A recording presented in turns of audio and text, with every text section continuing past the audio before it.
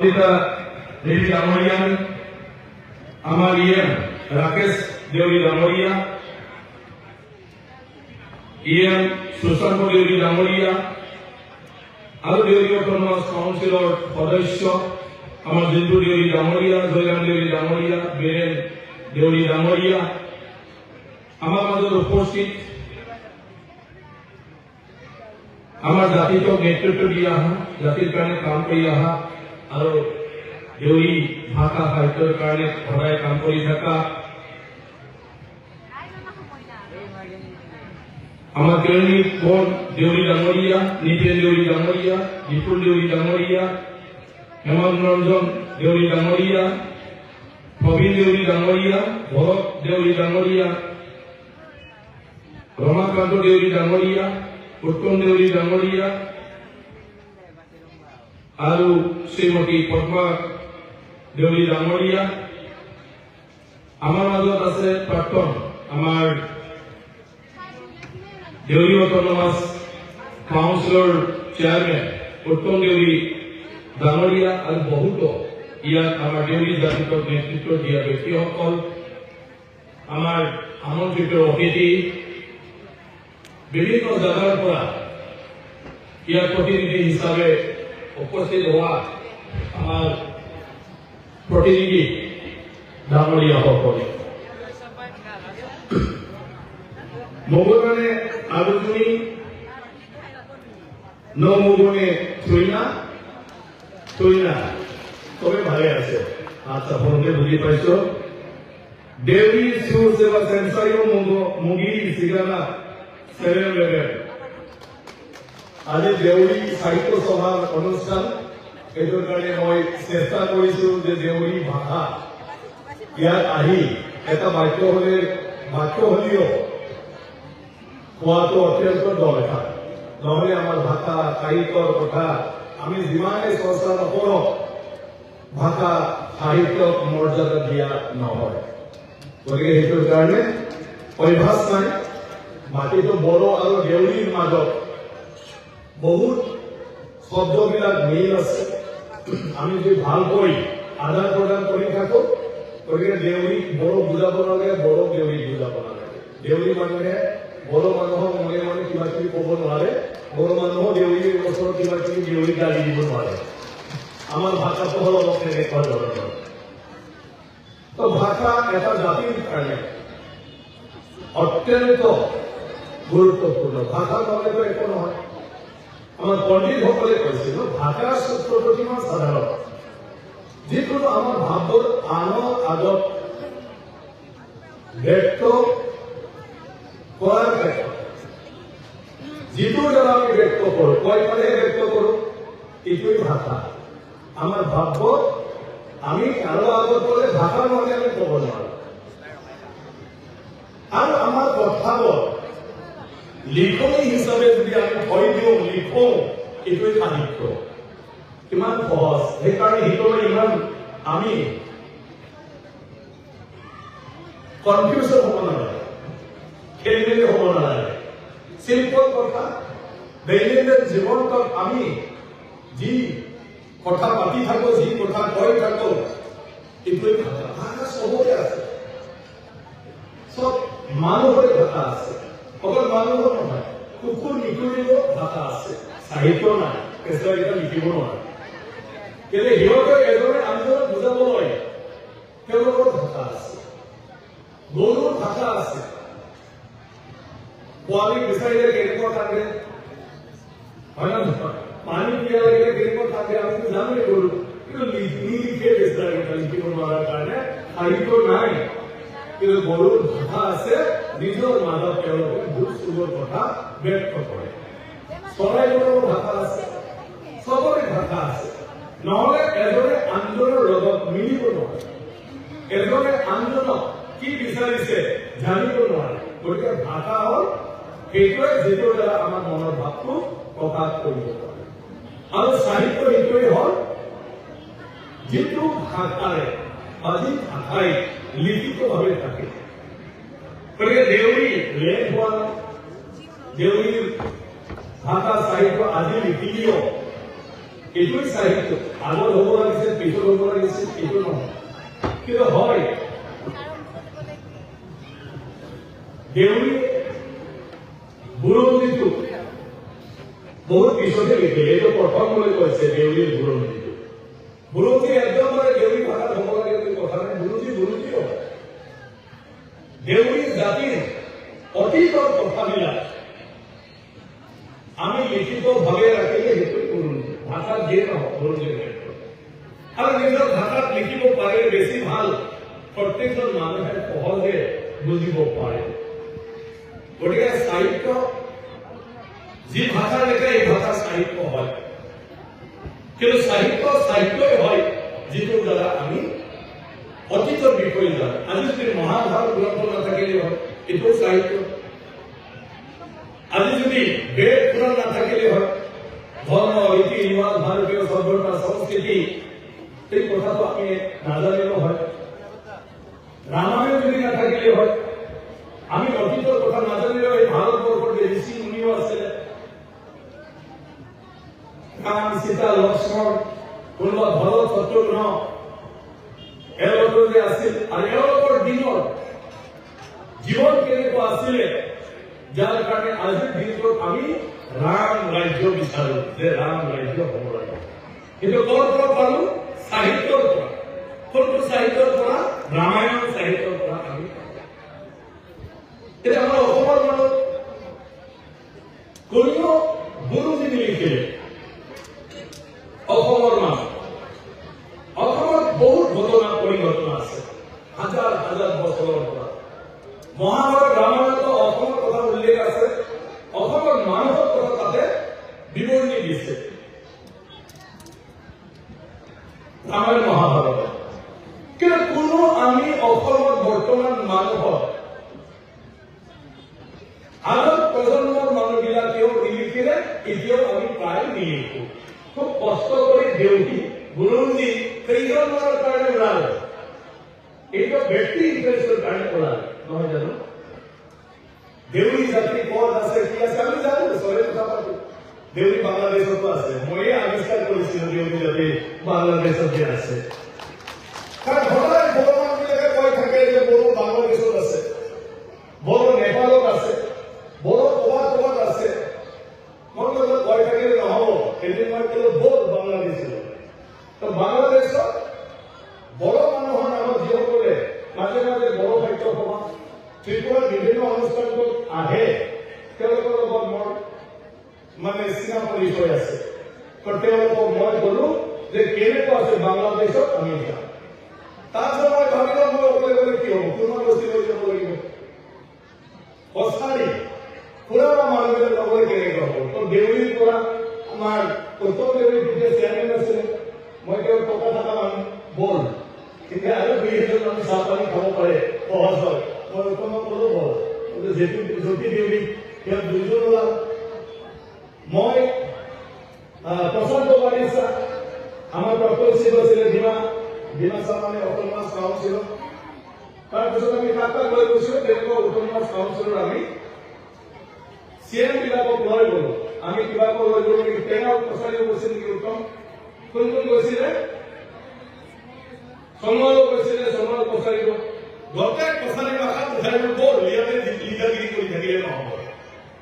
সেইটো লৈ পেলে আমি বাংলাদেশ গুচি গ'লো। ইমান ধুনীয়াকৈ আমাক তেওঁলোকে আদৰণি জনালে, আৰু সঁচাকৈ তেওঁলোকৰ তাতে ভাষাবিলাক এতিয়াও ধুনীয়াকৈ চলে, কালচাৰ ধুনীয়াকৈ চলে।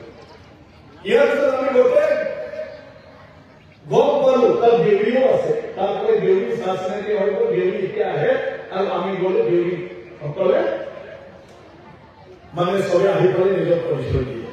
অসমীয়া আছে আমাৰ তাত, আমাৰ যে আলফাকেইটা এতিয়া অসম সাহিত্য লিখে, বাংলাদেশৰ আমাৰ অসমীয়া কিনি চবে অসম সাহিত্য লিখে আমাৰ অসমীয়া। আৰু বাংলাদেশৰ স্বীকৃতিপ্ৰাপ্ত জাতিৰ নামটো অসমীয়া হ'ল অসম, জাতিটোকে অসম বুলি কয়। আৰু কছাৰীবিলাকতো ত্ৰিপুৰা, টাইটেলে ত্ৰিপুৰা, আৰু জাতিটোৱে ত্ৰিপুৰা বাংলাদেশত। গাৰোবিলাকৰ অৱশ্যে ত্ৰিপুৰাতে আছে, গাৰোৱে আছে তেওঁলোকৰ, মানে তেওঁলোকৰ চিনা পৰিচয়, নিজৰ পৰিচয়টো তেওঁলোকে গাৰো হিচাপে তাত বাংলাদেশত নাই। কিন্তু অসমীয়া অসম বুলি জানে। তাৰপিছত দেউৰী দেউৰীখিনি নিজৰ দেউৰী হিচাপে পৰিচয় দিয়ে। এতিয়া দেউৰীৰ মাজতো দেউৰীৰ মাজত ইমান হলি আছিলে তেতিয়াৰ পৰা। এতিয়া দেউৰীয়ে নিজে বিচাৰি আমাৰ কিমান দেউৰী ওলাল চাওঁতে এতিয়ালৈকে বহুত ওলাল। আৰু আমাৰ দাদা যিজনে লিখিলে মানে দেউৰী জাতিৰ বিষয়ে আপুনি কৈছিল বাংলাদেশত কেইবাৰ কৈছিলে 5খন গাঁৱত দাদা 3বাৰ গ'ল। ভাল লাগে। আজি সেইটোৰ দ্বাৰা আমি দেউৰী মানে বুৰঞ্জীত আৰু অলপ আগলৈকে আমি গুচি গলো। অকল আমাৰ বিহুপুৰীয়াৰ দেউৰী নহয়, অকল আমাৰ ডিব্ৰুগড়ৰ দেউৰী নহয়, অকল আমাৰ অসমৰ দেউৰী নহয়, আমি বাংলাদেশৰ দেউৰী সকলোৱে আৰু তেওঁলোকৰ অতীতৰ কথাবিলাক কি আছিলে, কেনেকুৱা আছিলে, এই কথাটো আজি আমি আনি বুৰঞ্জীত সংযোজন কৰিব পাৰিলো। বহুত ডাঙৰ কাম।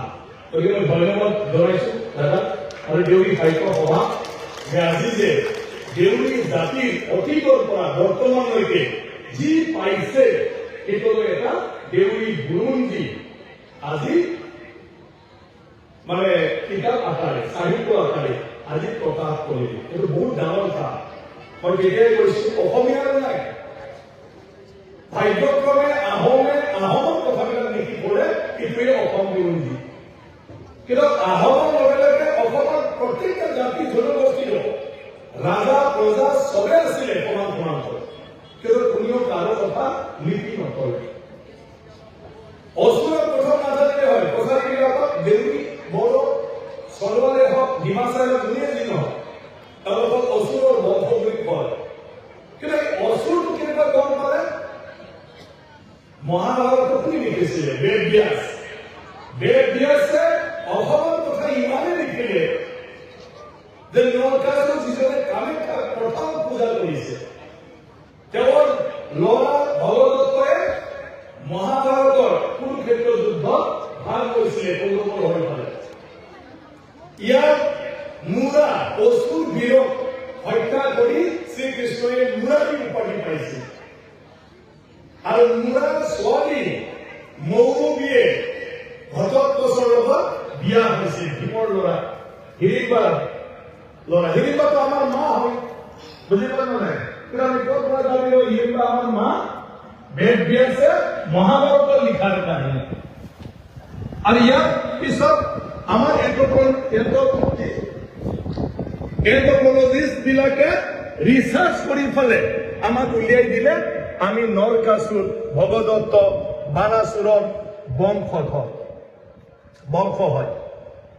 আমি আজি বেলেগ বেলেগ জায়গাত থাকিলো, বেলেগ বেলেগ জায়গাত কথা বাৰ্তা অলপ বেলেগ বেলেগ হৈ গ'ল, তথাপিও আমাৰ অৰিজিনটো সেইটো। তাৰপিছত আহি আজি আমি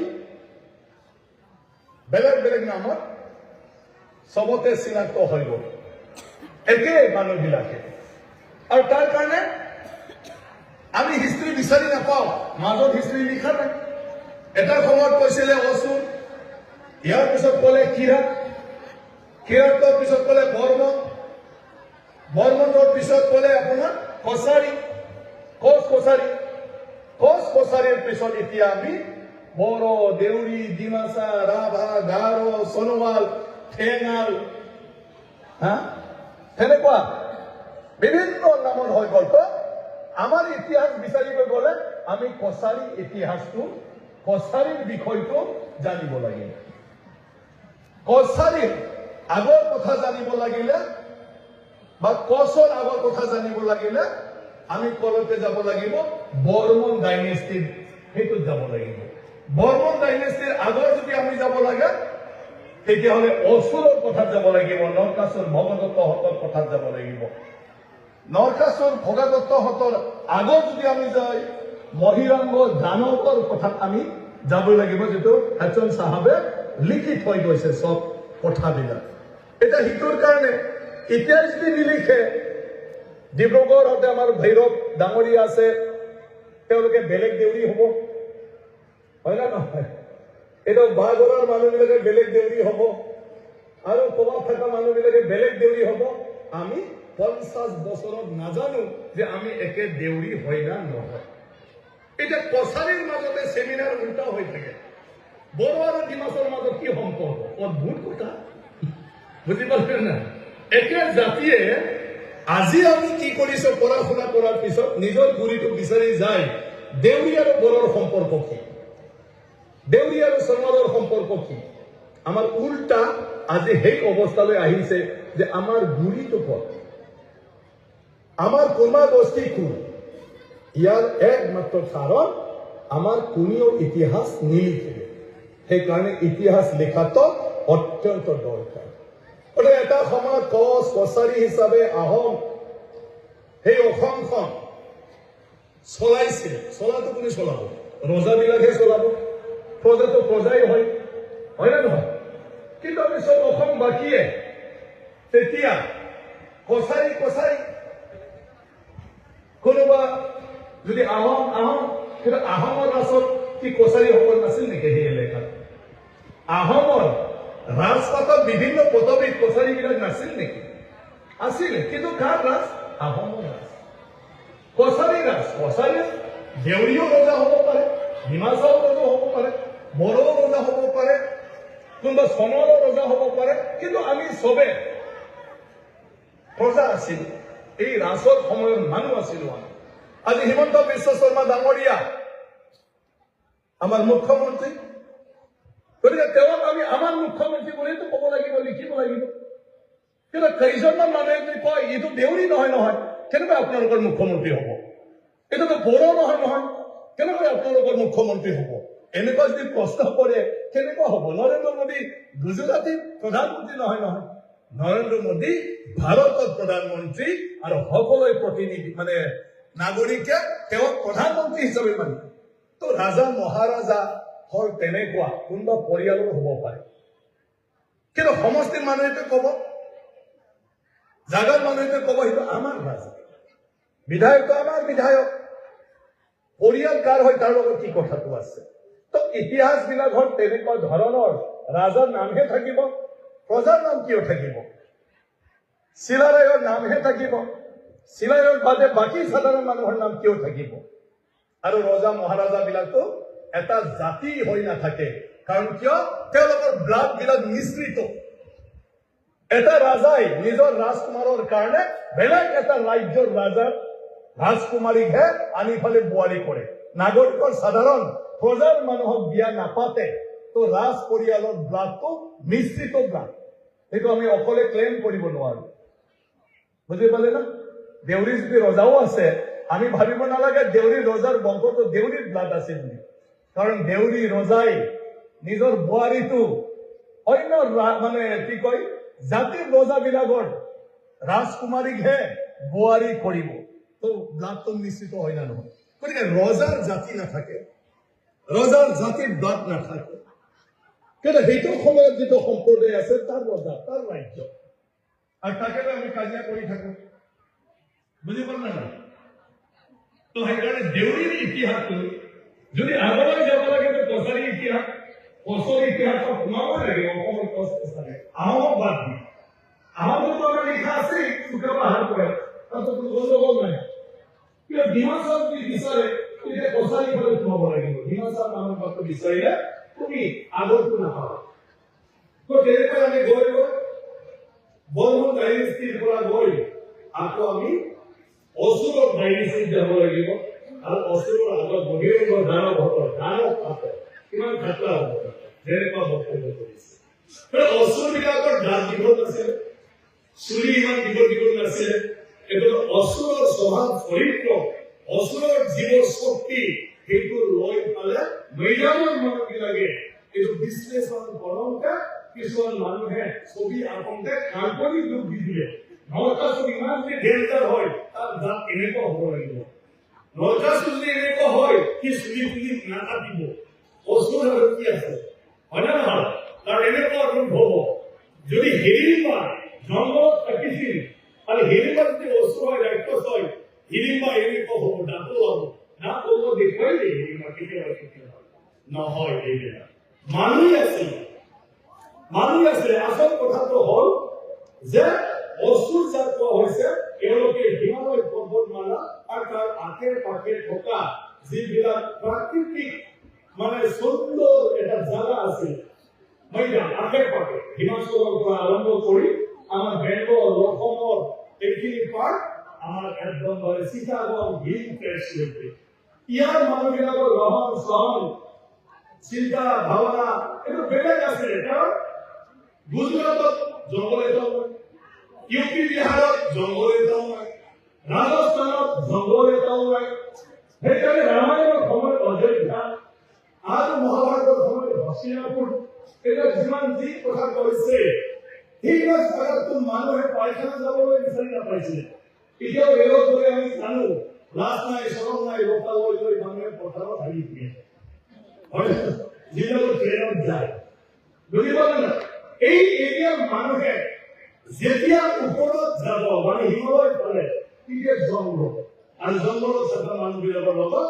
ভাষাৰ সমস্যা আছিল খাওয়া লোৱা সমাজ ব্যৱস্থাবিলাক পাৰ্থক্য আছিল আৰু সেইটোৰ কাৰণে যিয়ে জংঘলত এবাৰ যাব সি আহি পালে কৈছে বহুত ডেঞ্জাৰ মানুহ তাত পাইছো ভাই ইমান খাতাৰনাক খেদি আহিছে আমাৰ ঘাঁহ চাহ লৈ ফালে তেতিয়াতো কিনিব লিখা হয় এনেকুৱা হ'ব এনেকুৱা হ'ব এনেকুৱা হ'ব আৰু জংঘলত খেদিব কৰ মানুহ ইয়াতে আহিলে কি কৰে এইটা সিহঁতে নিৰামিষ বুজি আছিলে ঘৰতো ওপৰতো আমিষ বুজি মাছ মাংস খোৱাকে শক্তি লাগে না জংঘলত থাকিবলৈ জানোৱাৰ বিলাকৰ লগত যুঁজি থাকিব লাগে ভালৰ লগত যুঁজিব লাগে কিহৰ লগত যুঁজিব লাগে ঠাণ্ডাত থাকিব লাগে গৰম হ'বলৈ মাছ মাংস খাব লাগিব জংঘলটো ধান নহয় জংঘলটো দাড়ি নহয় জংঘলত গছ নহয় যুঁজি ক'ত খাব পশুবিলাকে তুমি চিকাৰ কৰি খাব এইটোৱেই পাৰ্থক্য বাকী একো আছে গোটেই বেদবি আছে মূল বীৰ মানুহখিনিৰ কথা লিখিলে সমাজ ব্যৱস্থাত ইমানলৈকে যাব নোৱাৰিলে অলপ যিবিলাক বেদ আৰু পুৰাণ লিখিলে ৰিচাৰ্চ কৰিলে সনাতন ধৰ্মৰ বিষয়ে সিহঁতে দেউৰী গাঁৱত আহি নাপালে বড়ো গাঁৱত আহি নাপালে ৰাভা গাঁৱত আহি নাপালে সেইকাৰণে আমাৰ দেৱতাবিলাকৰ নামটো বেদ আৰু পুৰাণত থাকি যোৱাৰ কাৰণে ভাৰতীয় শিক্ষিত মানুহবিলাকে পিছত ভাবিলে আমি অধৰ্মীয় মানুহ আমি নাস্তিক মানুহ আমি ভগৱানক চিনি নাপাওঁ এনেকুৱা ভাবিলে মানুহবিলাকে কাৰণ কিতাপত পঢ়ে এটা দেউৰী মোৰ দেৱতাৰ নাম এইটো না বেদত আছে না পুৰাণত আছে বড়োবিলাকৰ বাপু মাইনাও এইটো বেদত আছে না পুৰাণত আছে ৰাভাবিলাকৰ বাক্য চনবিলাকৰ বাক্য হা ডিমাচাবিলাকৰ চিনাই ক'ত লিখা আছে লিখা মানুহৰ দোষ নাই কি বেছিৰা কছাৰীবিলাকৰ ফালে আহি নাপালে কি কৰিব গতিকে তেওঁলোকৰ ৰিচাৰ্চ তেওঁলোকৰ ষ্টাডি কমপ্লিট নহল আৰু কমপ্লিট কাম কৰিব নোৱাৰিলে আমাক কৰিব নোৱাৰিলে ট্ৰাইবেল বিলাকক কৰিব নোৱাৰিলে যি ট্ৰাইবেল বিলাক জংঘলত থাকে যি ট্ৰাইবেল নিজৰ ষ্টাইল মতে চলে ট্ৰাইবেলৰ বেলেগৰ মতে চলিব নোৱাৰে মই সদায় আমাৰ মুখ্যমন্ত্ৰীক কৈ থাকো আপুনি ট্ৰাইবেল মানুহক মাতি ভাল ভাল কথা ক'লে ট্ৰাইবেল সেইটো বুজি নাপায় আপুনি যদি 5 ষ্টাৰ হোটেলত খানা খুৱায় এইটো ট্ৰাইবেলে ভাল নাপায় আপুনি যদি কিবা এটা কৰি দিয়ে বহুত ভাল আপোনালোকৰ এইটো ট্ৰাইবেলে ভাল নাপায় ট্ৰাইবেলে ভাল পোৱাটো নিজৰ ষ্টাইলত ভাল পায় অলপ চলপ পইচা দি আমি যদি মাছ মাংস বনাই মাল চাল লৈ খাব পাৰো আমাৰ 5 ষ্টাৰৰ 5 টাকা নালাগে ভাই 50,000 আমাৰ খুব আৰু চিৰ নমস্য যিজনে আমাৰ 50,000 দি মডেল মানুহে বুজিলে হয় না এখন ট্ৰাইবেলৰ চিন্তা তো ট্ৰাইবেল তো হয় ট্ৰাইবেল মানুহ যে নিজৰ মতে চলিব লাগে হয় না ট্ৰাইবেল মানুহ বুজি নাপায় কাৰণ ট্ৰাইবেলৰ মাটিমাত্ৰ এইটো টাউন কৰিব লাগে আৰু ট্ৰাইবেল টাউনৰ পৰা সহায় জগত কৰে আর তাতে যদি টাউন করে ট্রাইবেল থাকিব যাব কত বুঝি পারে ট্রাইবেলে যেটা ভাল পায় মানুষ বুঝিব নোৱাৰে আৰু বুজিব নোৱাৰাৰ কাৰণে আজি ট্ৰাইবেলৰ এই অৱস্থা কিন্তু ভাৰতীয় সভ্যতা সংস্কৃতি আসল মানে যেটা মূল আমার মানে কালচার এটা ধরে রাখলে এই ট্রাইবেল ধরে রাখলে আজি বম্বে বহুত বম্বে বলিউড সিনেমা হয়, Bombay Bollywood cinema series TV একটু না থাকতো কিংবা ভারতীয় সংস্কৃতি নেই, হ্যাঁ কিংবা ভারতীয় সংস্কৃতি নেই না, ভারতীয় সংস্কৃতি আমার বিহু হয়, ভারতীয় সংস্কৃতি প্রজন্মক আসিছে, এইটো হল প্রাচীন সংস্কৃতি। সিনেমা টিনেমা চালে সেইকাৰণে চাউল ইণ্ডিয়াটো ভাল পাওঁ, য'তে নাযাওঁ ঘূৰি আহি নিজৰ ফল বাগানত ধানৰ খেতিৰ মাজত কাৰামাৰি হৈ থাকে, লঙি চঙি পিন্ধি পালে। কিন্তু তাৰপিছত ভাৰতীয় কালচাৰ, ভাৰতীয় সংস্কৃতি এইটো সাউথ ইণ্ডিয়া চিনেমা আমি দেখিবলৈ পাওঁ, কিন্তু বলিউড চিনেমা আমি দেখা নাপাওঁ। বলিউড চিনেমা কিয়? তেওঁলোকে উন্নত ভাৰতীয় বুলি ভাবে, কিন্তু ভাৰতীয় কোনো মূল বস্তু সিহঁতৰ লগত নাই।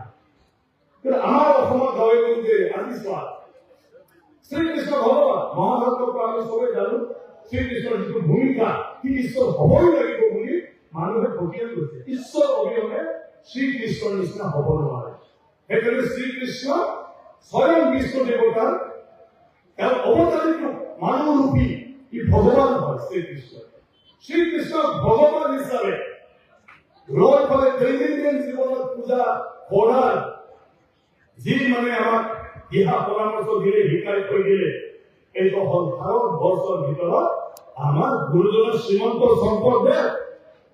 যদি আমি মানুহ হব লাগে, ঈশ্বৰক পূজা কৰিব লাগে, আমাৰ গাঁৱত নামঘৰ থাকিবই লাগিব, তাত হৰিৰ আসন গুৰু আসন হবই লাগিব, আৰু তাতে আমি হৰিৰ নাম লবই লাগিব। এই ভাৰতবৰ্ষ যিয়ে শ্ৰীকৃষ্ণ ভগৱান বুলি কৈ আছে, কাৰ গাঁৱত নামঘৰ আছে চাচোন, কাৰ ঘৰত শ্ৰীকৃষ্ণৰ স্থান আছে চাচোন, কত নাই। ইউপি গুজৰাটত শ্ৰীকৃষ্ণৰ মূল জেগা মথুৰাৰ পৰা আৰম্ভ কৰি ঘৰ এটা, কিন্তু সেই জেগাবিলাকত তাৰো ঘৰত কৃষ্ণৰ গুৰু আসন নাই, তাৰো গাঁৱত কৃষ্ণৰ গুৰু আসন নাই, তাৰো ঘৰত সমাজত কোনো সমাজত আমাৰ অসমৰ সমাজৰ নিচিনা নামঘৰ পূজা কৰা ঘৰ নাই। ক'ৰবাত মন্দিৰ এটা হৈ গ'লে কেতিয়াবা যাব, নগ'লে নাই, কিন্তু মুখত এনে হৰি হৰি মাজে মাজে মানুহ দেখিলে গৈ থাকে। আমাতকৈ ধাৰ্মিক মানুহ কোন আছে? মই যেতিয়া বাহিৰৰ পৰা আমাৰ আহে, বিৰাট বিৰাট ভাৰতীয় সংস্কৃতিৰ মানে বহুত মানে কথা লৈ পালে, তেতিয়া আহি মই কথাটো অনুকে দিওঁ যে অসম অসমীয়াটো বেলেগ বুলি ভাবে, অথচ অসম অসমীয়াৰ নিচিনা ঈশ্বৰ ভক্ত ভাৰতৰ কৃষ্ণ হৰিক আমি ভগৱান বুলি মানো, আৰু তাক অসমে যিমান প্ৰেম কৰে, যিমান পূজা কৰে, ভাৰতবৰ্ষত কতো নাই। অকল অসমত আছে। এই কথা আমি উপলব্ধি নকৰো। আমাৰ ৰঞ্জিত ভট্ট ডাঙৰীয়াক মই কৈছো, আপুনি সেই কথাটো কওক। মানুহে কিষাণ মৰ্চা এটা বিচাৰক ভাৰতত, আপোনালোকে কেতিয়াবা সুলভ কৰি বিচাৰক কিষাণ মৰ্চা অন্য ৰাজ্যত গ'লে আপোনালোকে হৰিক পূজা কৰিব, পূজা কৰে, কোন পূজা কৰে? আমাৰ যদি সোধে আপোনালোকে হৰিক ক'ত পূজা কৰে? নামঘৰত পূজা কৰিব। আমাৰ ঘৰে ঘৰে তুলসী থাকিব, আমি তাত চাকি জ্বলাওঁ, আৰু যিখিনি ট্ৰাইবেল তেওঁলোকৰ চবৰে পূজা কৰা স্থান আছে প্ৰত্যেকটা গাঁৱত। তো আচলটো ক'ত আছে? আমাৰ তাতে আছে। এতিয়া সেইবোৰ কথাই লিখিলে সাহিত্য ওলাব আমাৰ। এতিয়া দেউৰী সাহিত্য, দেউৰী পূজা পাঠ কৰা, দেউৰীৰ বিয়া পতা, দেউৰীৰ সমাজ ব্যৱস্থা, দেউৰীয়ে মানুহ মৰিলে কি কৰে, দেউৰীয়ে বিয়া পাতিলে কি কৰে, সেইবোৰ চব আমাৰ কিতাপত থাকিব লাগিব। দেউৰী ভাল পোৱা আঞ্জাবিলাক কি, এই আঞ্জাবিলাক কেনেকুৱা বনায়, কিমান কেজি মাংস, কিমান কেজি চাউল গুড়া, ইয়াত কিমান খাৰ, কিমান কোনটো পাত দিলে ধুনীয়া আমি ভাল পোৱা আঞ্জাটো হ'ব পাৰে, এইবোৰ কিতাপত লিখিব লাগিব। তেতিয়াহে দেউৰী আইটেমটো আমাৰ ৰান্ধনীবিলাকক আমি ট্ৰেইনিং দিব পাৰিম। নহ'লে উল্টা পাল্টা হ'ব নালাগে। মাংস বেছি হ'লে এই আঞ্জাও ভাল নহয়, ক'ৰবাত পানী বেছি হ'লে এই আঞ্জাও ভাল নহয়, ক'ৰবাত বেছিকৈ শুকান বনালেও এইটো মাংস হ'লেও ভাল নহয়। গতিকে আমি লিখিব লাগিব যে কোনটো কিমান পৰিণাম ওলায়। দেউৰীৰ কাপোৰ, সাপ পাৰ, ফুল তোলা, ইয়াৰ গোটেই কিবাবিলাক আমি লিখিব লাগিব, আৰু সেইটোৱে আমাৰ সংস্কৃতি জীৱিত কৰি তুলিব। ভৱিষ্যতলৈকে এইটো চলি থাকিব আজি আধুনিক যুগত। আৰু সেইটোৰ দ্বাৰা আমাৰ সাহিত্যটো ধনী হৈ যাব। যে আমাৰ সাহিত্য মই কলে বিভিন্ন বিষয়ে দেউৰী ভাষা পাব লাগিব। এইটো দেউৰী সাহিত্য, দেউৰী ভাষা লিখা ট্ৰেন্সলেট দেউৰী সাহিত্য। গতিকে দেউৰী ভাষা বিভিন্ন গুৰুত্বপূৰ্ণ ইংৰাজী, অসমীয়া, অন্যান্য সাহিত্যৰ পৰা বড়ো ভাগ বাছি পালে কিন্তু দেউৰী ভাষা ট্ৰেন্সলেট কৰক। এতিয়া এইটো দেউৰীয়ে কৰিব, দেউৰী ভাষাৰ কিতাপ মানুহে চাব, সাহিত্য ট্ৰেন্সলেট কৰিব, আমি সাহিত্য মানে সেৱা কৰিব পাৰো। সাহিত্যটো আমাৰ সাহিত্যটো ধৰি হ'ব পাৰো। এনেকুৱা হ'ব লাগে যে দেউৰী কিতাপ এটা আমি বহুত বস্তু জানিব পাৰো, বহুত বস্তু পাৰো। এতিয়া দেউৰী কোনোটি লিখিছে, কিন্তু দেউৰী মানে ভাষা অসম কোনোটি লিখক, দেউৰী ভাষাত পুৰণা লক্ষীপুৰৰ কথা লিখক। গতিকে তেতিয়া মানুহে দেউৰীৰ কিতাপটো বিচাৰিব, দেউৰী সাহিত্যটো বিচাৰিব। অসমৰ ফাউণ্ডাৰ ৰজা মহাৰজাৰ দিনৰ পিছত কোন হয়? ভীমৰ দেউৰী হয়, ভীমৰ দেউৰী। তেতিয়া ৰঘুনাথ ব্ৰহ্ম তাতকৈ চিনিয়ৰ। ৰঘুনাথ ব্ৰহ্ম আৰু ভীমৰ দেউৰী ট্ৰাইবেল লীগটো তেওঁলোকে নেতৃত্ব দিছিল। আৰু ট্ৰাইবেল লীগৰ এইটো সময়তে অসমখন, অসমৰ মাটি, অসমৰ মানুহ বচাব লাগে। তেওঁলোকক এতিয়া খালি ট্ৰাইবেল মাৰ্কা দিয়াৰ কাৰণে আমি বেছি ডাঙৰ মানুহ নহয় যেন পাওঁ। ট্ৰাইবেল লীগৰ আগত অসমত কোনো মানুহ নাছিলে যিয়ে অসম আৰু অসমীয়াৰ কাৰণে কিবা এটা কৰিব লাগে বুলি ভাবে। অকল ট্ৰাইবেল লীগে ব্ৰিটিছৰ সময়ত যুঁজিছিল। ভীমৰ দেউৰী ডাঙৰীয়াৰ নেতৃত্বত, ৰঘুনাথ ব্ৰহ্ম ডাঙৰীয়াৰ নেতৃত্বত তেওঁ ফাঁচীৰ বৰবাদ হল। ফাঁচী অডিটৰিয়ামত কিছু প্ৰস্তাৱ লৈছিলে ট্ৰাইবেল লীগে। সেইটো সময়ত তেখেতে এইটো কনভেন্ট কৰিছিলে, এই কনভেনশ্যনত যে ট্ৰাইবেলৰ মাটি বা অসমৰ খিলঞ্জীয়াৰ মাটি বেলেগৰ নামত হ'ব নোৱাৰে, বেলেগ কোনে ল'ব নোৱাৰে, ইয়াৰ কাৰণে প্ৰটেকশ্যন হ'বই লাগিব। ব্ৰিটিছ চৰকাৰক, এইটো সময়ত ব্ৰিটিছৰ টাইমৰ চৰকাৰক তেওঁলোকে এই প্ৰস্তাৱটো দিছিলে, তাৰ কাৰণে যুঁজিছিলে। অসমক কৈছিলে এটা সময়ত গোৱালপাৰা বাহিৰৰ পৰা আহি পৰে 10 বছৰৰ পিছতে অসম বিধানসভা বিধায়ক হৈছিল। আৰু সেইটো ভীমৰ দেউৰী, ৰঘুনাথ ব্ৰহ্মহঁতে ট্ৰাইবেল লীগে প্ৰতিবাদ কৰিছিল। তেতিয়া মুছলিম লীগৰ চৰকাৰ আছিলে আৰু ট্ৰাইবেল লীগে মুছলিম লীগক ছাপৰ্ট কৰিছিলে। আৰু তেতিয়া সেই কথাটো কৈছে, যিটো আমি আজি ডাইলগ মাৰো, অসম চৰণীয়া পথাৰ নহয়। এইটো যোনে আহিব গুৰুৱে লিখিব, যোনে আহিব ইয়াত খাব, যোনে আহিব তাতে থাকি যাব। অসম চৰণীয়া পথাৰ নহয়। তেতিয়াই ইনাৰ লাইন পাৰ্মিট তেওঁলোকে ডিমাণ্ড কৰিছিলে ব্ৰিটিছৰ সময়ত। তেতিয়া অসমৰ বাকী মানুহ ঘূৰি আছিলে, পাত্তাই পোৱা নাই ভীমৰ দেউৰী সি ডেকা লগাত কৰি কি কৰি আছে। ৰঘুনাথ ব্ৰহ্ম তেওঁ বয়সৰ ডাঙৰ কাৰণে তেওঁ সি মানে গুৰু নিচিনা মানিছিল। লাষ্টতো জোঁৱাই হৈ গ'ল, ৰঘুনাথ ব্ৰহ্মৰ জোঁৱাই হৈ গ'ল। ভীমৰ দেউৰীয়ে কম বয়সতে, আমাৰ নিচিনা নহয়, আমাতকৈ সৰু বয়সতে তেওঁ মানে মৃত্যু হ'ল।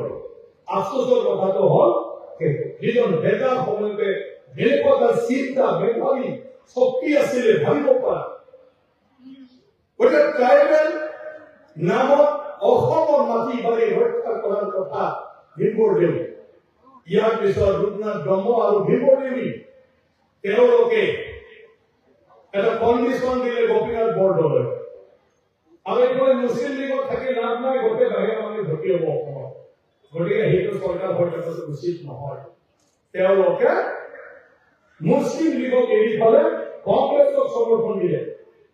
গোপীনাথ বৰদলৈ সমৰ্থন কৰি মুখ্যমন্ত্ৰী বনালে।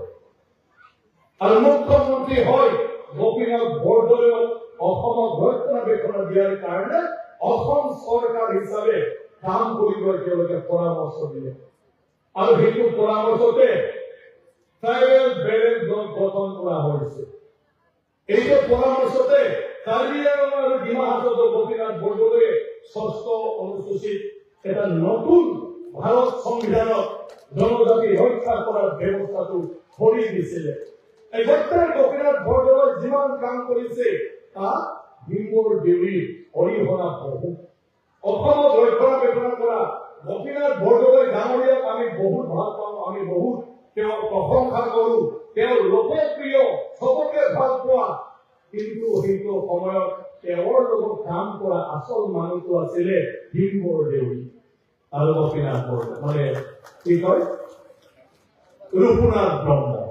বুজি পালা? কিতাপত চাগে এটা বেলেগ পাৰ্টি হলে ভাল নাপায়, মানে তাৰ পৰা ৰঘুনাথ ব্ৰহ্ম কংগ্ৰেছ হোৱাৰ কাৰণে বড়োবিলাকে ৰঘুনাথ ব্ৰহ্মৰ নামেই ল'ব নোখোজে। বুজি পালে না? ভীমবৰ দেউৰী মানে ট্ৰাইবেল লীগটো কিবা কংগ্ৰেছে যেতিয়া কিবা কৰিলে ট্ৰাইবেল লীগটো বিজয় কৰি দিলে 1923 হল। তাৰ কাৰণে কংগ্ৰেছ আছিল বুলি আমাৰ দেউৰী বিলাকক বেছি নাম ল'ব নোখোজে। একদম দেউৰী জাতিৰ কাম কৰি মোৰা হ'ব লাগিব, আমাৰটো বড়ো জাতিৰ সংগঠন কৰাব লাগিব। এতিয়া বিশ্বজিৎ জিমাৰী বড়ো ভাষাটো বিধানসভাত এতিয়া প্ৰয়োগ কৰিছে, কিন্তু মই যে বিজেপি প্ৰশংসিত হ'ব পাৰে। আৰু বিশ্বজিৎ জিমাৰী যদি বিপিএফ ইউপিপিএফ কিবা এটা বড়ো জাতীয় মানে সম্পৰ্কীয় ৰাজনীতি থাকিলে হয়, ডাঙৰ কাম কৰা হলে হয়, বিজেপি থাকি কৰিলে কি হ'ব? বুজি পাইছো? আমাৰ জাতিৰ এটা দল আছে, এই দলটোৰ কাৰণে আমাৰ পূৰ্ব বিখ্যাত মানুহবিলাকক আমি ফলো কৰিব পৰা নাই, অনুসৰণ কৰিব পৰা নাই। এতিয়া ভীমবৰ দেউৰীক যদি আমি তেতিয়াৰ পৰা অনুসৰণ কৰি আহি থাকিলে হয়, দেউৰী জাতি আজি ক'ৰ পৰা ক'ত গ'লে হয়। বড়ো জাতি যদি ৰঘুনাথ ব্ৰহ্মক তেতিয়াৰ পৰাই ফলো কৰি আহিলে হয়, ৰঘুনাথ ব্ৰহ্মৰ নিচিনা চিন্তালৈ কাম কৰিলে হয়, আজি ক'ৰ পৰা ক'ত যাব নোৱাৰিলে হয়। ৰাজনৈতিকভাৱে গোটেই অসমক বিখ্যাত মানুহ ভীমবৰ দেউৰী আৰু ৰঘুনাথ ব্ৰহ্ম, কিন্তু কোনো ট্ৰাইবেল মানুহে ভীমবৰ দেউৰী আৰু ৰঘুনাথ ব্ৰহ্মৰ খোজটো আমি নিবিচাৰিলো, ফলো নকৰে। আমাৰ দোষটো তাতে। আজি কান্দিলেও কি হ'ব? হয় নে নহয়? ব্ৰিটিছৰ সময়ত নেতৃত্ব দিয়া অসমত, ব্ৰিটিছৰ সময়ত অসমীয়া মানুহক ৰক্ষণাবেক্ষণ দিবৰ কাৰণে যুঁজা এই মানুহখিনিক আমি বুজি নাপালো। আৰু আজি আমি অসমত বিভিন্ন জাতি জনগোষ্ঠীয়ে অকলশৰীয়া যুঁজিব লগা হৈছে, যিটো তেওঁলোকে ইউনাইট কৰি যুঁজিছিলে। তো সেইবোৰ কথা আমি সদায় মনত ৰাখিব লাগে। আৰু সেইবোৰ পুনৰ যদি আমি বিশ্লেষণ কৰো, চৰ্চা কৰো, আমাৰ পথ স্পষ্টভাৱে দেখা যায় যে আজিও একো নাই, আমি বহুত ধুনীয়াকৈ কাম কৰিব পাৰো। আজি অসমত প্ৰত্যেকটা জাতি জনগোষ্ঠীক মুখ্যমন্ত্ৰী ডাঙৰীয়াই এনেকুৱা ধৰণৰ সুযোগ সুবিধা দিছে, অকল আমি কৰি যাই থাকিব লাগে। কোনো অভাৱ নাই, যি লাগে তাকে কৈ আছে। আমাক চবকে কাউন্সিল দিলে, জনজাতি বিলাকক কাউন্সিলৰ বাদেও উপৰোক্তভাৱে indigenous tribal trade and culture বুলি আৰু বিভাগ বনাই পেলাই কাউন্সিলৰ বাদেও উপৰোক্তভাৱে আমাৰ জাতিক ভাষা, কলা, সংস্কৃতি, ধৰ্ম, ৰীতি ৰিবাজ এইবিলাকত কাম কৰিবলৈ তেখেতে এটা হেড বনাই পেলাই আজি কোটি কোটি টকা প্ৰদান কৰি আছে। কিন্তু সেইবোৰ কেতিয়া হ'ব? যেতিয়া নিজে নিজে আমি প্ৰত্যেকটা জাতীয় উদ্যোগ লওঁ। এটা মুখ্যমন্ত্ৰীক আমি বুজাব লাগিব, দেউৰীৰ ইণ্ডিজিনিয়াছ ট্ৰাইবেল ট্ৰেড এণ্ড কালচাৰৰ দ্বাৰা কোনটো সমাজৰ প্ৰচলিত বিষয়বিলাক ইণ্ডিজিনিয়াছ ট্ৰাইবেল ট্ৰেড এণ্ড কালচাৰৰ দ্বাৰা সহায় কৰিব লাগে। আপোনালোকক পূজা ঘৰ লাগে না, আপোনালোকক মন্ত্ৰ কিতাপ ছাপাই দিব লাগে না, আপোনালোকৰ পুৰোহিতৰ ট্ৰেনিং দিব লাগে, আপোনালোকৰ ইতিহাসৰ কিতাপ ছপাই দিব লাগে, কিবা এটা আপোনালোকে ৰিচাৰ্চ কৰিব, ৰিচাৰ্চ তাত প্ৰজেক্টত পইচা দিব লাগে, আপোনালোকৰ মিউজিয়াম লাগে, কি লাগে আমি বিচাৰিব লাগিব। দেউৰী জাতি হিচাপে আমি আমাৰ পৰিচয়, আমাৰ ভাষা, কলা, সংস্কৃতি, ধৰ্ম, ৰীতি ৰিবাজ সব লৈ আনক আমি প্ৰকাশ কৰিব পৰা হ'ব লাগে। তো কি কৰিব লাগে? এতিয়া চৰকাৰক দেউৰী জাতিৰ ক'ব লাগিব, আৰু যি কয় মুখ্যমন্ত্ৰীয়ে সেইটো কৰাৰ কাৰণে আজি সদায় তৈয়াৰী। 1 লাখ নহয়, 10 লাখ নহয়, আমাকতো 50,000 অভাৱ আছিলে। মুখ্যমন্ত্ৰীয়ে কালি 10 কোটি 20 কোটি টকাৰো যদি প্ৰজেক্ট হয়, এইটো কৰিবই। হিমন্ত বিশ্ব শৰ্মা ডাঙৰীয়া এবাৰ গৃহমন্ত্ৰী আহিলে 50,000 বড়ো মানুহবিলাকে বাথৌ প্ৰাৰ্থনা কৰি দেখুৱালে, আৰু লগে লগে কি দিলে? বাথৌ পূজাৰ ক্ষেত্ৰত কি প্ৰয়োজন? আজিকালি বাথৌ থানচালি পূজাৰ ঘৰৰ প্ৰয়োজন 60 কোটি টকা সেইদিনাই ঘোষণা কৰি এতিয়া পৰ্যায়ক্ৰমে দি আছে বড়োবিলাকৰ ধৰ্ম ৰক্ষণাবেক্ষণ কৰাৰ কাৰণে বড়োবিলাকৰ পূজা পাঠ কৰাৰ কাৰণে ঠিক আমাৰ দেউৰীৰ ক্ষেত্ৰতো আমাৰ দেউৰী সমাজৰ ঈশ্বৰক বিশ্বাস তাক লৈ কোনটো ঈশ্বৰক আমি পূজা কৰো পূজাৰ কাৰণে আমাক কি ব্যৱস্থা লাগে যিটোৰ কাৰণে সেইটো আমি দৈনন্দিন জীৱনত প্ৰচলিত কৰিব পৰা নাই অসুবিধা হৈ আছে সেইটো আপোনালোকে নিৰ্দেশ হ'ব লাগিব আৰু সেইটোৰ কাৰণে চৰকাৰে বিভাগ বনাই থৈ দিছে হিমন্ত বিশ্ব শৰ্মা ডাঙৰীয়াই বিভাগ কৰি দিছে গতিকে সেইটো আপোনালোকে কৰক মই তেওঁলোকক অনুৰোধ কৰোঁ কাউন্সিলৰ পৰা আপোনালোকে প্ৰপ'জাল দিয়ক কাউন্সিলৰ পইচা দি কৰিব নালাগে ষ্টেট গভৰ্ণমেণ্টৰ পইচা দি সেইবিলাক কাম কৰিব দেউৰী কাউন্সিল পইচা দি আপোনালোকে দেউৰী জাতিটোৰ ভাষা কলা সংস্কৃতি গাঁৱৰ সমাজ ব্যৱস্থা সেইবিলাকৰ তেনেকুৱা খৰচ কৰি আপোনালোকে কৰক ৰাস্তা দলঙৰ কাৰণে বিভিন্ন বান চান ডাঙৰ এৰিগেশ্যনৰ কাৰণে দেউৰী কাউন্সিলৰ পইচা আপোনালোকে খৰচ কৰিব নালাগে কাৰণ দেউৰী কাউন্সিলৰ ভিতৰতে সেইবিলাক কাম কৰিবৰ কাৰণে অসম চৰকাৰে প্ৰত্যেকটা বিভাগবিলাকক দায়িত্ব প্ৰদান কৰাই আছে গতিকে এই বিভাগবিলাকৰ পৰা ৰাস্তা কৰিব দলং কৰিব আপোনাৰ মানে এৰিগেশ্যন কৰিব এগ্ৰিকালচাৰ কিবা লাগিলে সেইটো কৰিব কিন্তু আপোনালোকৰ জাতিৰ লগত সম্পৰ্কীয় বিষয়বিলাক আপোনালোকে কাউন্সিলৰ দ্বাৰা কৰিব বাকীটো অসম চৰকাৰক দি দিয়ক আপোনালোকৰ সীমিত পুঁজি এতিয়া কিমান 40 কোটি কিমান পালে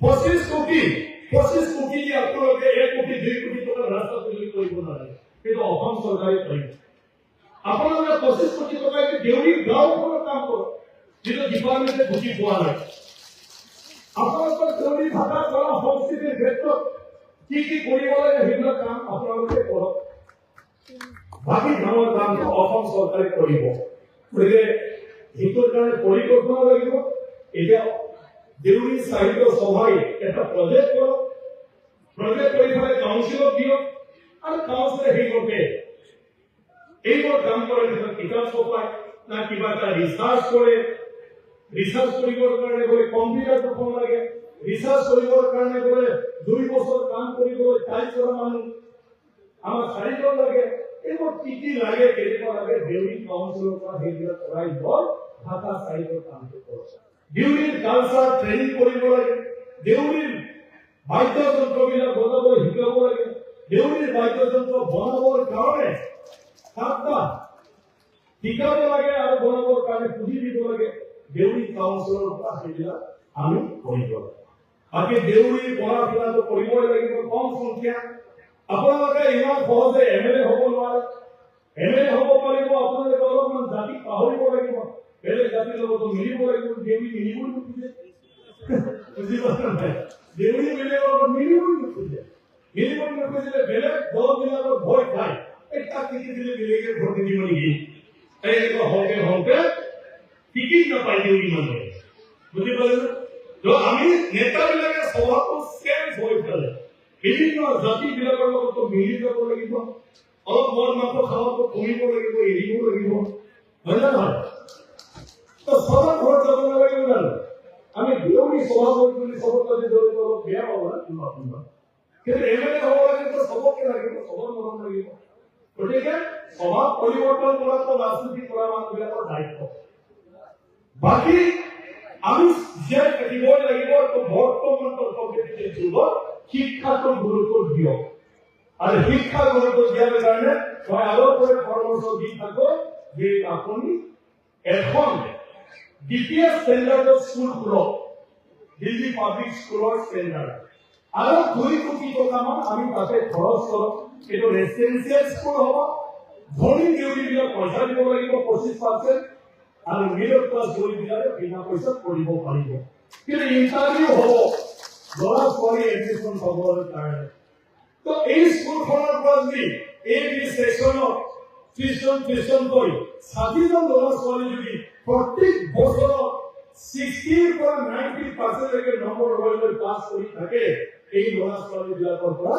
আপোনালোকে প্ৰত্যেক বছৰে 10-15 জন ডক্টৰ ইঞ্জিনিয়াৰ ইউপিএসসি এপিএসসি পাছ কৰা দেউৰী মানুহ পাই থাকিব ঠিকে দেখিব অসমত দেউৰী মানুহ ইমান কিন্তু অসমৰ অফিচে ঘূৰিলে দেউৰী অফিচাৰ ইমান বুজি পাইছে না আৰু যদি দেউৰী অফিচাৰ ইমান হয় তেতিয়া এমএলএ মন্ত্ৰীক অফিচাৰজনে ক'ব পাৰে স্যাৰ আমাৰ এই দেউৰী গাঁও এটা দিছিলে এই ৰাস্তা এটা তাকে সোমাই দিম নেকি আরে আমার তো পলিটিক্যাল কি আছে ভাই তো লোকটা তো ঠিকঠাক রাখা এটা তো দিয়ে দিয়া বুঝলি অফিসারও করে দিয়ে যদি ভিডিও এজন হয় এই ভিডিও এজনে দেউরি গাঁওর কারণে রাস্তা পুরোই সব কৰিব পাৰে তার পঞ্চায়েত প্রেসিডেন্ট না লাগে এমএলএ কই দিব জিলা পরিষদ প্রেসিডেন্ট কই দিব পঞ্চায়েত প্রেসিডেন্ট কই দিব খবর আর তারা কাম কৰিব লাগে এইটো রাইটত নগরে দেউরি মানুহ ফর্ম উঠিলেও লাভ নাই কারণ কত নাম্বার লাগে সংখ্যা না থাকলে আমার অধিকার বুলি করিও আমি এমএলএ বিরোধী করি ঠিক আছে এগুলো বেরো সবাই আর কাউন্সিল খেলব না লাগে আর নহলে নিরাপত্তা নহব যে কাউন্সিল মানুষ গতিকে এটা বুঝিল শিক্ষা তো জিপিএস কেন্দ্র হব লাগে মুখ্যমন্ত্রী ডাঙৰীয়া মই আগতে এটা কৈছিলো যে এই কাউন্সিল বিলাকে এটা ভাল শিক্ষা অনুষ্ঠান কৰক আৰু শিক্ষা দীক্ষা হওক গতিকে 25 কোটি টকা যদি আমি 2 কোটি টকা রেসিডেন্সিয়াল এটা স্কুল বনাব পাৰো 70,000 1 লাখ টকা দৰমহা দি ফলে আমি প্ৰাইভেট স্কুলৰ নিচিনা একদম ভাল শিক্ষক বিলাকক 5-6 জন মান আমাৰ স্কুলত আমি নিযুক্তি দিব পাৰোঁ ঠিক আছে নহলে তো লেকচাৰ মানে থাকে তো আপোনাৰ কিন্তু তাৰ মাজতে সেইবিলাক দেউৰী ভাষা শিকাৰ কাৰণে এটা ছাত্ৰ ল'ৰা ছোৱালী যাতে কষ্ট নাপায় অকল 10 নম্বৰ কুৱেশ্যনৰে পৰীক্ষাটো হ'ব লাগে দেউৰী ভাষা কিমান কি জানিব লাগে দেউৰী ভাষা পঢ়িব পৰা হ'লে এইটো কৰি দিয়ক এতিয়া প্ৰত্যেকজন দেউৰী ল'ৰা ছোৱালীয়ে শিক্ষা কৰিব তাতে দেউৰী জাতিৰ ধৰ্ম ৰীতি নীতি কালচাৰ ইতিহাস তাতে চিলেবাছত দি দিয়ক আৰু সবে ইয়াত পঢ়ি দেউৰী জাতিৰ বিষয়ে আমাৰ ল'ৰা ছোৱালীয়ে জানিব ডাঙৰ অফিচাৰ হ'লেও ই সদায় জাতিক ভাল পাই থাকিব খাইয়াত কাম কৰিব লাগিব নহ'লে বিচাৰি থাকিলে এনেকে কেনেকৈ বুজি পাব যে দেউৰী কি লাগে দেউৰী কেনেকৈ হ'ব লাগে ৰাজনৈতিকভাৱে মন্ত্ৰী দিম বুলি ক'লেও জিকি আহাটোৱে প্ৰথম ডাঙৰ কথা হয় না জিকি আহাটোৱে ডাঙৰ কথা সেইকাৰণে সেইটো ৰাজনীতি কৰা মানুহবিলাকে কৰি থাকক কিন্তু সামাজিকভাৱে উন্নয়ন কৰাৰ কাৰণে তেনেকুৱা কামবিলাক আমি কৰিব লাগিব নহ'লে প্ৰাইভেট বিলাকক অট'নমাছ কাউন্সিল দিলেও একেই যদি হৈ থাকে তাক দোষ দিব আগতেতো আমি বড়ো আন্দোলন কৰোঁ তেনেকুৱাই আছিল কিবা এটা হ'লে অসমীয়া জাতিৰ দোষ এইটো অসমীয়া ষড়যন্ত্ৰ মেট্ৰিক ফেল হ'লেও অসমীয়া ষড়যন্ত্ৰ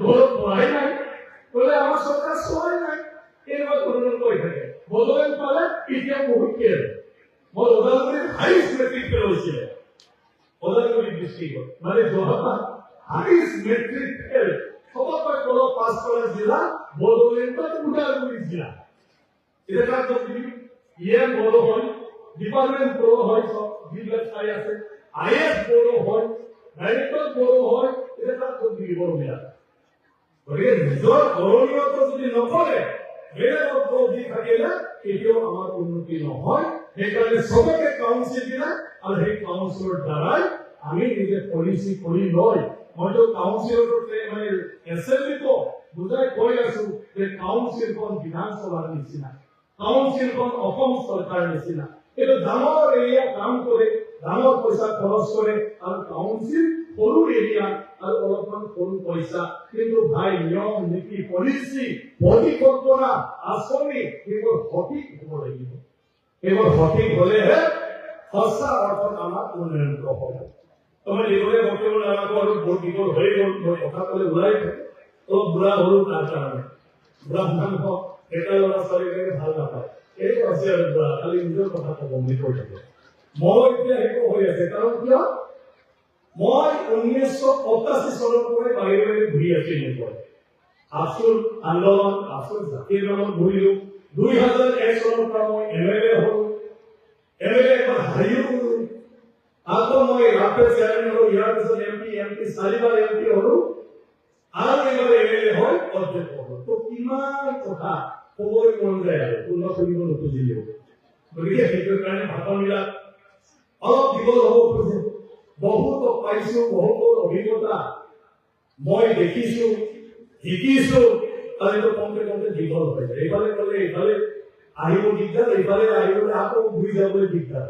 মই নিজে নাজানো যে মই কি কৈছিলো, মানে সময় এনেকুৱা অৱস্থা হৈ যায়। তো যে নহওক দেউৰী মই ভাবো বহুত সহজ দেউৰী জাতিক আগুৱাই লৈ যাব। মই ভাবো দেউৰী ভাষা সাহিত্য কলা সংস্কৃতি বহুত শিক্ষিত ডাঙৰ ডাঙৰ মানুহ দেউৰী জাতিত আছে, মাত্ৰ একত্ৰিত হয় কামত ব্যৱহাৰ কৰিব লাগে। মই অনুৰোধ কৰিম দেউৰী ডাঙৰীয়া, আপুনি কেইজনমান মানুহক চাইছে কমিটি এটা কৰি দিয়ক, তেওঁলোকে তেওঁলোকৰ এক্সপাৰ্ট য'ত আছে সেইটো বিষয়ত দেউৰী কাউন্সিলৰ পৰা কেনেকুৱা আমি সেই কেইজন কাম কৰোঁ তেওঁলোকক অলপমান মানে পৰামৰ্শ দিবলৈ কওক। তেওঁলোকক দৰমহা চৰমহা দিব নালাগে, আমাৰ মানুহ দৰমহা বিচাৰিব নালাগে। দেউৰী এমচি বিলাকৰ নিজৰে দৰমহা নাই, সেইবোৰ দৰমহা কিমান হা মাত্ৰ ৪৫,০০০ আৰু যদি গাড়ী লৈ ঘূৰি থাকে ইফালৰ পৰা ইফালে, তো পইচা ক'ত থাকিব? এতিয়া পইচাটো ডাঙৰ কথা নহয়, সামাজিক ভাৱে আমাৰ কাউন্সিলটো উপযুক্ত ভাৱে আমি চলাই লৈ যাব লাগে। তাৰ কাৰণে আমাক পৰামৰ্শদাতা আমি বিনা পইচা ৰাইজে হ'ব লাগিব। গতিকে সেইখিনি কথা আপোনালোকক অনুৰোধ কৰিছো। তাৰপিছত আকৌ লগ পাম, এনেকৈ পাই থাকিম। গতিকে আজি মই সৌভাগ্য মানিছো কোনোৰকম মিলাই পেলাই মই আপোনালোক লগ পালো। ইয়াত গুৰুজী এটা প্ৰথম গুৰুজী মোৰ হাতেদি উদ্বোধন কৰিবলৈ সুযোগ পাইছো, মোৰ কাৰণে স্মৰণীয়। ইমান ভাল ভাগ্য মোৰ হাতত আছে। গতিকে তাৰ বাবে আমাৰ দেউৰী সাহিত্য সভা ধন্যবাদ, আমাৰ দেউৰী সুসেৱা চেঞ্চা মই ধন্যবাদ জ্ঞাপন কৰিছো। তো পুনৰ মই শুভেচ্ছা জনাইছো সকলোকে নতুন বছৰত। আৰু আজি মুখ্যমন্ত্ৰী ডাঙৰীয়া ওচৰতে প্ৰগ্ৰাম আছে বুলি আমাৰ ৰঞ্জিত ডাঙৰীয়া তাত যাব। মই আকৌ ডিব্ৰুগড় গৈ আছো। আমাৰ ডিব্ৰুগড়ত অসম বিধানসভা কমপ্লেক্স এতিয়া বনাব। অমিত শ্বাহ ডাঙৰীয়া গৃহমন্ত্ৰী পৰহি আহি শিলান্যাস কৰিব তাতে। মুখ্যমন্ত্ৰী ডাঙৰীয়া আমাৰ অকল গুৱাহাটী নহয় আপাৰ আসামতো আমাৰ চৰকাৰী কাম-কাজ হ'ব। তাৰ কাৰণে মিনি ছেক্ৰেটাৰীয়ে আৰু অসম বিধানসভা তাত মানে কৰিবৰ কাৰণে সিদ্ধান্ত লয়। এতিয়া ছেক্ৰেটাৰীটো চলি আছে, আমাৰ অফিচত আছে। ইয়াৰ মানুহখিনিও ডিব্ৰুগড় যাবই পাৰে, গুৱাহাটীত যোৱাৰ দৰকাৰ নাই। গতিকে এতিয়াৰ পৰা বিধানসভা ঘৰ আমি পৰহিৰ পৰা আৰম্ভ কৰিম। মই আশা কৰিছো ১ বছৰৰ পিছতে অসম বিধানসভা ডিব্ৰুগড়তো বহিব। আমি কোকৰাঝাৰ এদিনৰ কাৰণে বহিছিলো, এতিয়া আমি ডিব্ৰুগড়ত বিধানসভা প্ৰতি বছৰ এবাৰ বা দুবাৰ শেষত ডিব্ৰুগড়তে আমাৰ হৈ যাব। গতিকে সেইটোৰ লগত আহি পালে মই আপোনালোকৰ লগতো দেখা হোৱাৰ সুযোগ কৰোঁ। গতিকে সেইখিনি কৰো, সকলোলৈকে মন পৰা আন্তৰিক শ্ৰদ্ধা জ্ঞাপন কৰিলো। আৰু আমাৰ দেউৰী সাহিত্য সভা আগুৱাই যাওক। দেউৰী ভাষা সাহিত্য এইবোৰ সদায় প্ৰচাৰ কৰাৰ ক্ষেত্ৰত সফল হওক আৰু সাহিত্য সৃষ্টিৰ ক্ষেত্ৰত আমাৰ দেউৰী সাহিত্য সভাই ভালদৰে কাম কৰিব পাৰক, তাকে আশা কৰিছো। ধন্যবাদ। চুলুম দে।